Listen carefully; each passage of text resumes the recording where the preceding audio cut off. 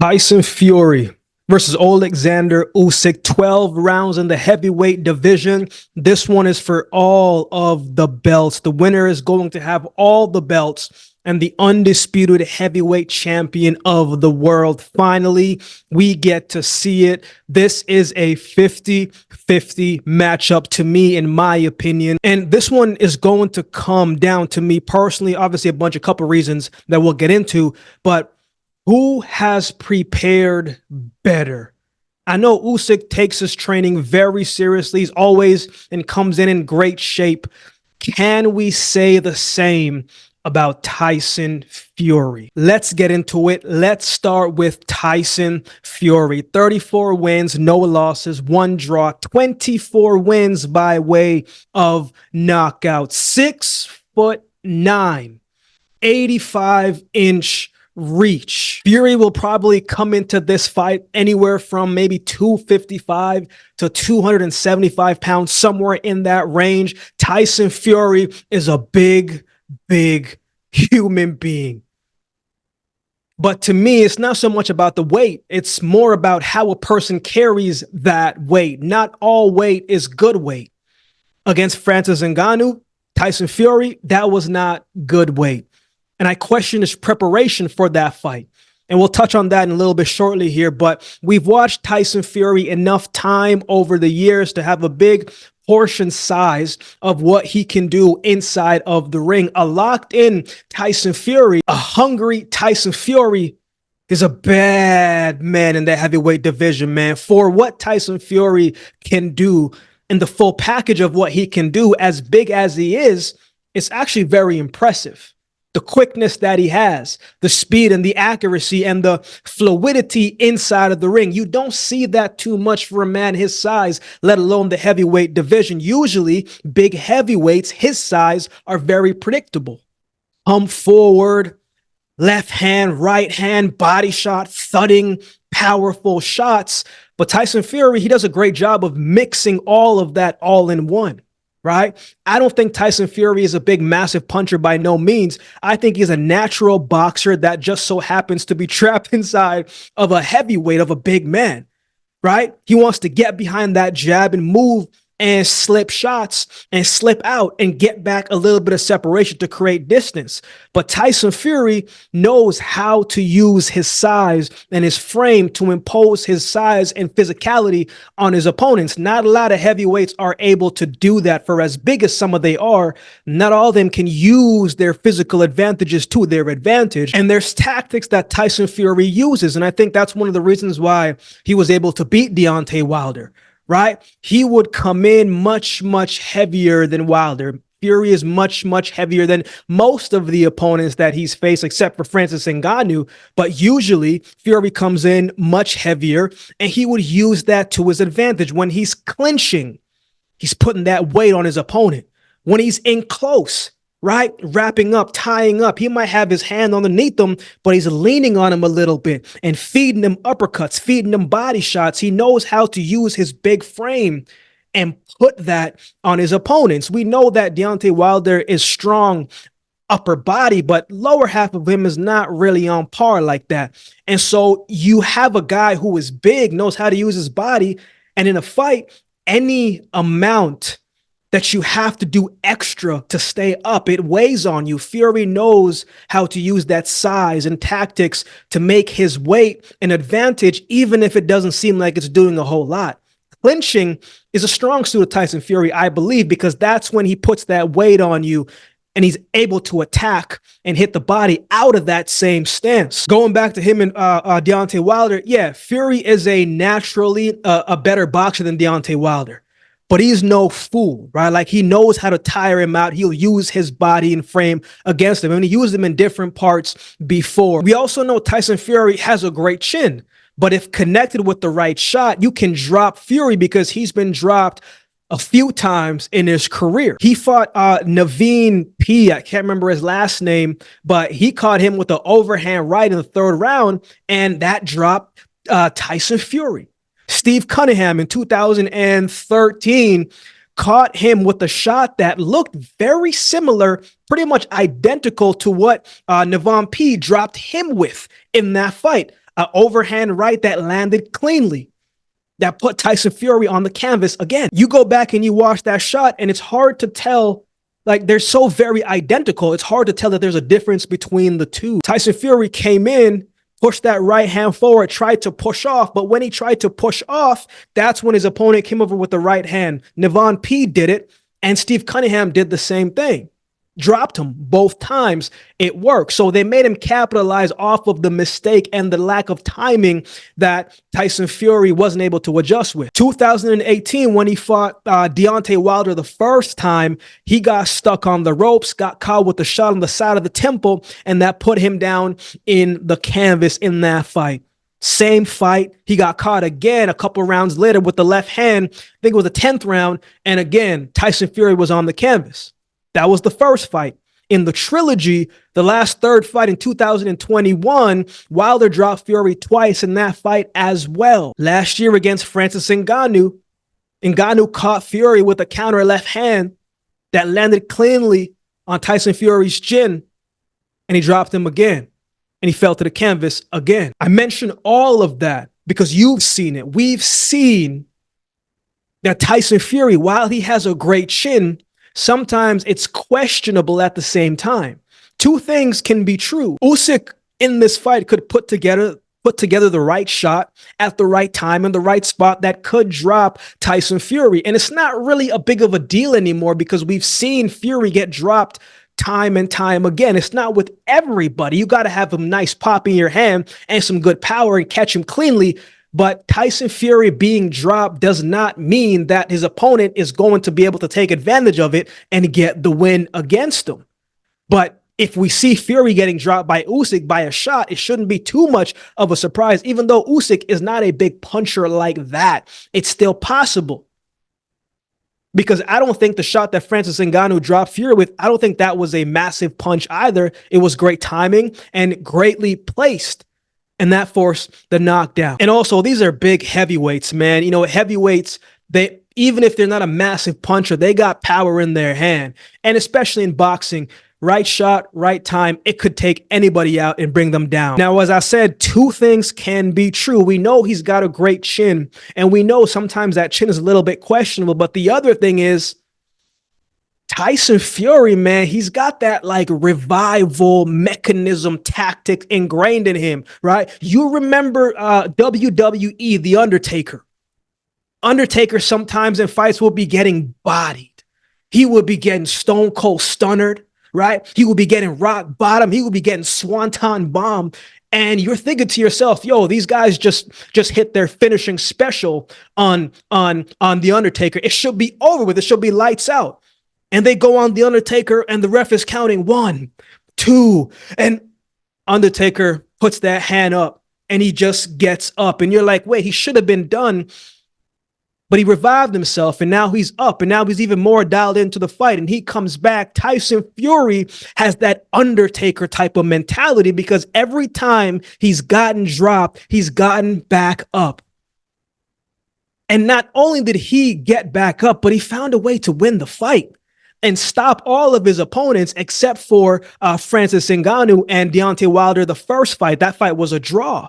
But every time he's gotten knocked down, man, he has found the will and strength to get back up. That is heart. That is will. That is determination. That is the heart of a champion. That is the makings of a fighter. And that's a great analogy for all of us, right? No matter how many times that you get knocked down, even if it doesn't look ideal in life, even if it doesn't look great, you have the strength and the will to get back up. And if you can get back up, you're still in the fight. To get hit and get back up and find a way to dial it all back in and come out on top, man, Fury has proven that, man, you are literally going to have to take him out for him not to get back up. Deontay Wilder hit him with some massive, massive shots, and he got back up each time. Fury has good defense, good head movement, but he does have lapses throughout the fight. His hands sometimes are low, and sometimes a little bit predictable with his work. If you're someone who has fast hands and good timing, you'll be able to have some success and catch him like others had. And Usyk has both. of those making, so it makes things very interesting. The trilogy, the last fight with him and Deontay Wilder, man, just every one of those fights, 1, 2, 3, it took a lot of both men, right? It really did. It really did. It really did. And so those fights were grueling, hard fought, risk taking, heavy punching, high energy, mentally, physically, and emotionally. It takes a lot out of both men. Wilder, to me, I don't feel like he never fully recovered from everything that encapsulated that fight to me, right? We haven't seen a very great version of Deontay Wilder since those fights with Tyson Fury. And so I'm wondering, did that fight also take some out of Tyson Fury as well? Those 3 fights, those were hard, heavy fights every single time. Tyson Fury hasn't really looked too great since those Deontay Wilder fights, especially when he fought Francis Ngannou. He did not look the greatest. And every time that a person gets knocked down, it takes a little bit out of you to get back up. But each time Fury has faced adversity, it has made him dial in a little bit more. It has made him lock in a little bit more. And he's gotten up and put together a much better performance from then on to the previous ones before.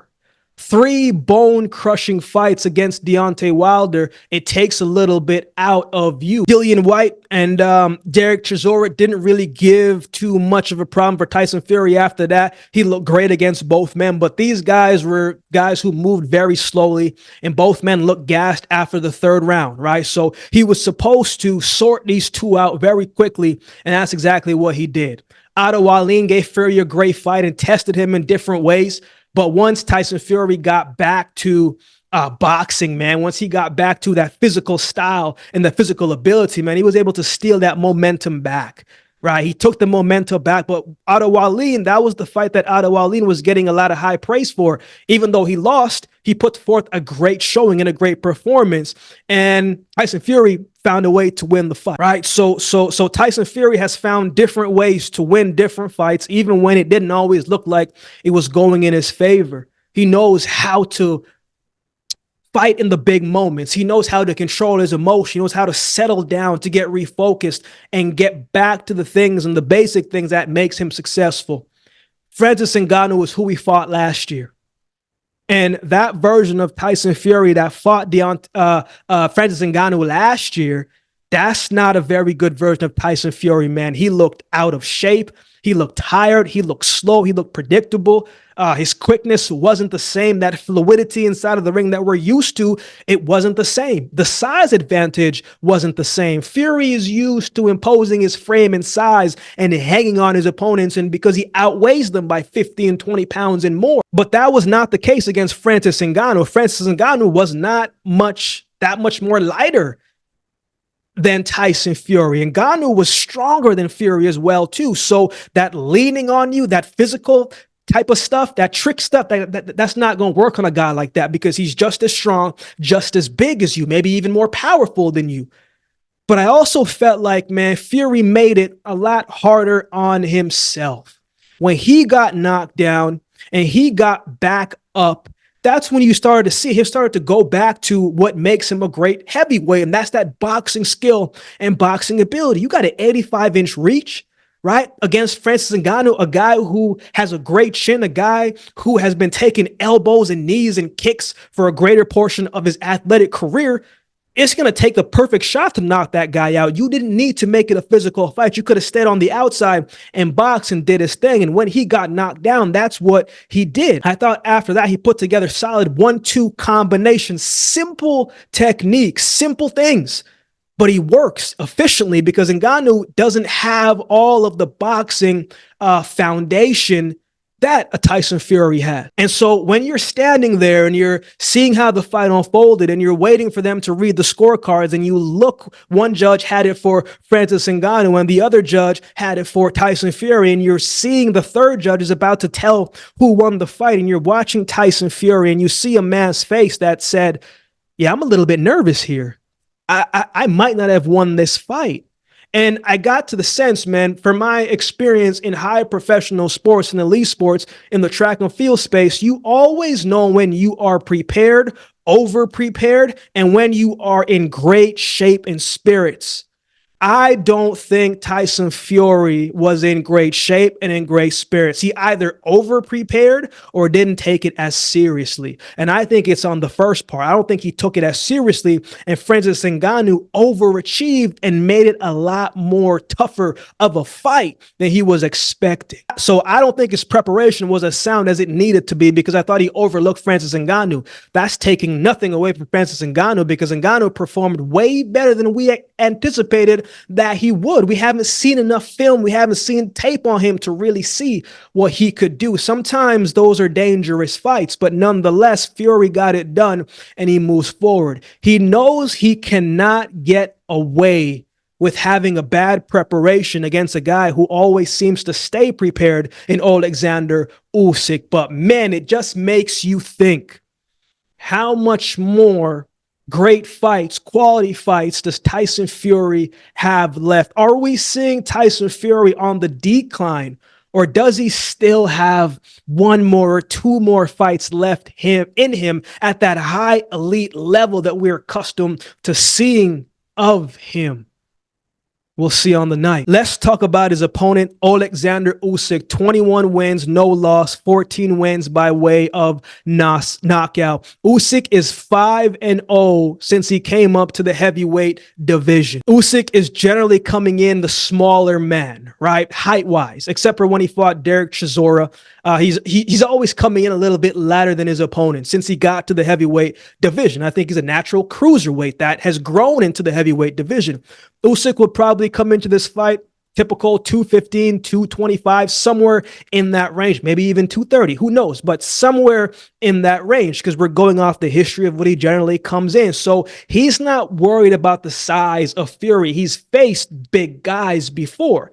AJ, I think, came in 240, 250. It's not too far off from where Tyson Fury's probably going to come in. He's faced guys who can punch. Again, he faced AJ. AJ is known, a heavyweight, known for his power, knocking cats out, and Usyk came on top against him. One of the strengths of Oleksandr Usyk is the movement, his conditioning.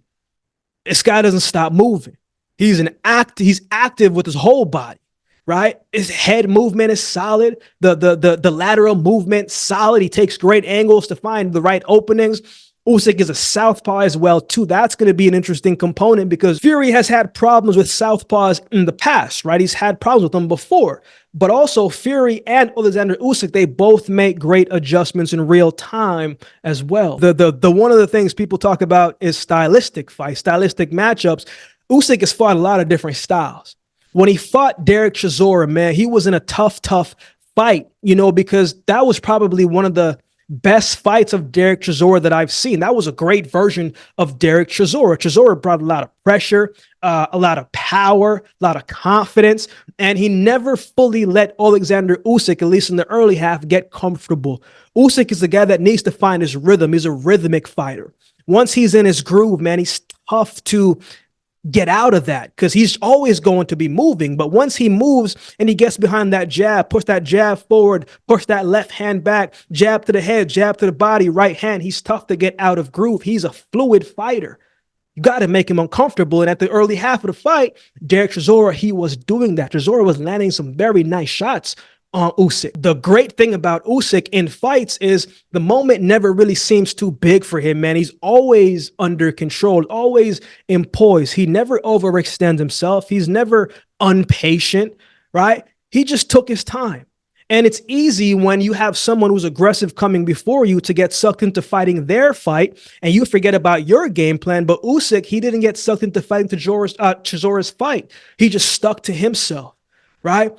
Chisora wants that brawling style where he can clip you coming in where you make a mistake, but Usyk stayed patient, bided his time. And as they say, skills pay the bills because once Chisora kind of tired himself out, that's when Usyk was able to really start to let his skills, technique, foundation, accuracy show because he started piecing them up round by round, body, headshot, body, round by round. And in the seventh round, he almost was able to stop Chisora, caught him cleanly. right? So he just knew he had to weather the storm a little bit. He knew Chisora would tie out, and then he would have the opportunity to come on and really take the momentum. And that's exactly what he did in the fight. When he fought Anthony Joshua, I felt like he discouraged AJ in the first fight. And even though AJ did a better job in the second fight, he didn't have an answer for him, right? AJ wasn't able to slow him up. If you let Usyk settle into his groove, man, he's tough to get out of that. As I mentioned, it's going to be a long night because that man he's going to go left. He's going to go right. He's going to come forward. He's going to step back. He's going to go under you. He's going to find openings. He's going to find the right way, how to land his shots, because he's never going to stop moving. And if you can't cut off the ring, it's a lot harder to slow him down. He's an efficient and accurate and effective boxer. There's not a whole bunch of wasted movement when you're fighting Usyk. He throws punches with a purpose.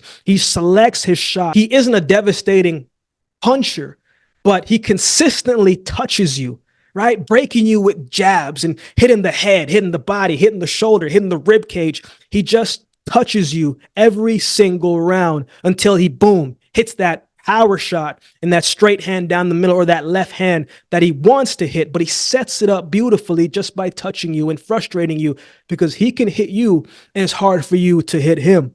When AJ was going to the body, and this is when AJ had success, when AJ was going to the body, man, that's when he was able to slow down Usyk. When AJ was more physical and had Usyk fighting off the back foot, that's when AJ was able to have some success. He was able to slow him down by going to the body, but it wasn't enough consistently for him to be able to really steal the momentum. And there were some shots in that fight where, man, AJ barely missed. And if those shots would have connected, it might have been lights out for Usyk. But Usyk is always on his P's and Q's, man. He knows exactly how to maneuver in pressure situations and in tight spaces. But anytime that AJ went to the body, man, especially in that 9th round, he was able to slow him up, but it just wasn't consistent enough. And every time it looked like AJ was about to steal some of that momentum, Usyk would turn it around and he would steal the momentum right back the next round. Right. And he was able to beat AJ twice, and every round kind of looked the same. It kind of looked similar to the first round, to the second fight. Great performance from Oleksandr Usyk, man. AJ did better, but man, I don't think stylistically that's not a fight that AJ is going to win more times than not. Against Dubois, you got to see Oleksandr Usyk put together the full package, right? When you watch Usyk fight, man, in the heavyweight division as a smaller guy coming up, you can appreciate the boxing skill. You can appreciate the angle changes, the sound jab, and you can appreciate the boxing IQ that he possesses. You don't always see that in the heavyweight division, right? Because Usyk isn't a guy who can just come forward and just let his hands fly, right? He's not a brawler like that by no means. Everything he does is strategic and it's calculated, and he executes it at a high level, and he makes adjustment at a high level as well, too, in real time. I don't think when he fought Dubois, was fighting a bad fight by no means. I thought he was holding his own for the most part. Dubois landed some good, powerful shots, and every time Dubois landed those shots, Usyk felt it. A couple times in that fight hurt Usyk to the body, and when he landed that shot to the body or to the belt line, that controversial shot, depending on how you see that, was it a low blow or was it a shot that counted? That's up to your eyes, right? So Dubois in that fight had rounds where he was stealing the momentum because he landed some very good body shots, right? But he just wasn't able to capitalize on it. And Usyk turned up the pressure once he found himself losing the momentum. He turned up the pressure, let his hands go a little bit more, and he was able to close out the show with a jab that landed on Dubois' chin. But it goes to show, right? You know, Usyk is, you hit him to the body, you'll slow him up. You hit him to the body, you will be able to have moments where he's on the back foot. If you can go to the body and make that a priority, you know that's an opening where you can have success on, right? AJ did it. Chisora did it in moments, right? Chisora had success fighting on the front foot when he was pressuring Usyk, right? And he was able to take away some of that momentum early. Chaz Witherspoon has had a few good rounds against Usyk. Usyk was a more complete fighter than Chaz Witherspoon, but he was having some moments. But at that time, that was Usyk's first fight in the heavyweight division. But now he's settled into the division. He's gained confidence in this division. He's fought some of the best cruiserweight divisions and dominated that division when he was there. He beat Tony Bellew. He beat Marius Briedis, right? So he's a smart fighter who knows how to use his skill set to his advantage, and he does not get sucked into fighting other people's fight. And this is why it's going to be a great fight, because who's going to make the better adjustments in real time? Who prepared better? So who wins? Honestly, I don't care who wins. I just like the fact that we're getting this fight. I think it's a great matchup. I think part of this fight is going to come down to who has prepared better. Who is going to make better adjustments when the fight happens? Which version of Tyson Fury are we going to get? How's he going to slow down Usyk, right? Fury has sort of always had the advantage because of his footwork and how he moves, but Usyk can do the same thing, and I think Usyk is a more fluid fighter than him. How will Usyk handle the combination of the quickness and the size of Fury? Fury has been around for a while now, man. You know, even though Usyk is older, Fury has been around for a while in the sense where he knows those heavyweight tactics, right? He can make it a physical fight. And that's, to me, when he's going to try and land those subtle body shots, right? When he's tying him up and he's got an arm over one hand, arm beneath him, and he's hitting him to the body, hitting him to the ribs from those short, snappy shots. He was able to do that when he was tying up, when he hit that uppercut to Dillian White from in close, that closed out the show. Usyk isn't the greatest inside fighter, right? He's not about that physical life to me. He's not a physical fighter like that. Man, but if you just let him get into his groove, and if you try to outbox him for 12 rounds, I know Tyson Fury can box. You know that Tyson Fury can box, but I don't think that's a style that he is going to win. I think Usyk outboxes Tyson Fury if that's the game plan. Tyson Fury is going to have to both mix it up and box at the same time. Whatever the round needs, that's what he is going to have to do. Usyk has great conditioning and he always is consistent every single round, but he particularly comes on strong in the second half of the fight. And I would probably like to think the longer the fight goes on, either Tyson Fury is going to tire out and he's going to get hit a lot more, or the pressure of Tyson Fury is going to really challenge Usyk in that weight. The pressure is going to tire him out a little bit, but we haven't seen Usyk really tired like that. So that may not be a situation that comes to life. So it's going to be interesting to see how both of these men handle the second half of the fight. 50-50 fight. As of now, I lean slightly towards Tyson Fury. His last performance was terrible. We can't sugarcoat that. It wasn't a good performance. And I don't think he has many fights left in him personally. And here's the other thing. For a man that loves to talk, a lot of noise, and is loud in what he does, he's been very quiet up to this build-up. So I'd like to think that he's taken this fight and is training with extreme severity.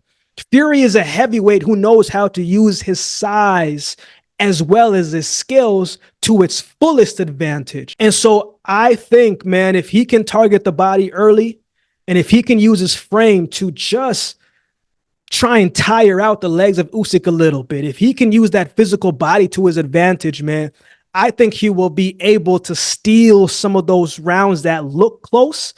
I think he'll be able to steal some of the latter rounds that look close, and he will just be able to edge it. But it's also to the point where, you know, how is his conditioning as well, too? We know what Usyk can do, right? So I think he's going to do enough in the latter half of the fight to just steal the rounds.